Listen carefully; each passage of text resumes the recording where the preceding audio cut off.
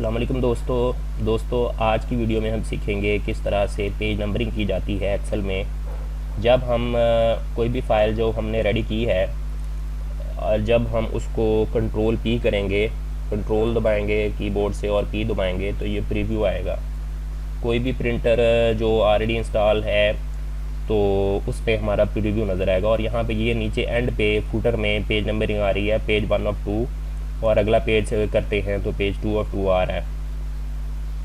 इसके लिए या तो हम यहाँ पे इस पेज सेटअप के ऊपर टिक कर दें, क्लिक कर दें, यहाँ पे ये दबाएंगे क्लिक का बटन तो ये आ जाएगा।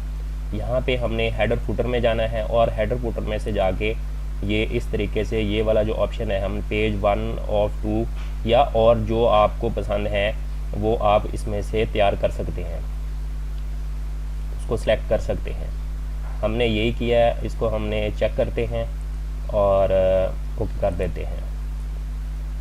अगर हम चाहें तो इसको रिमूव भी कर सकते हैं। दोबारा हमने वैसे किया, इधर आए हेडर फुटर पे गए और यहाँ पे हमने इसको नन, फुटर में नन NONE नन कर दिया और ये हमारी जो पेज नंबरिंग नीचे आ रही थी फुटर में वो ख़त्म हो गई है।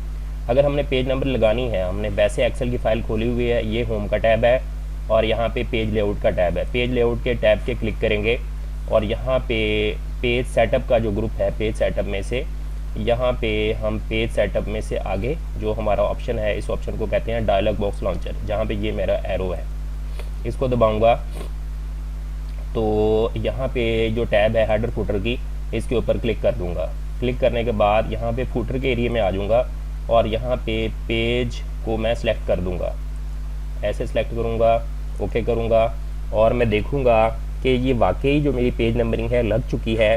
तो मैं कंट्रोल P दबाऊँगा, कीबोर्ड से कंट्रोल P दबाऊँगा, नहीं तो फाइल पे जाकर प्रिंट के ऊपर क्लिक कर दूँगा। जब प्रिंट पे करूँगा तो ये देखें पेज हमारे एंड पे आ रहे हैं। उम्मीद करता हूँ मेरी इस वीडियो से आपने बहुत कुछ सीखा होगा।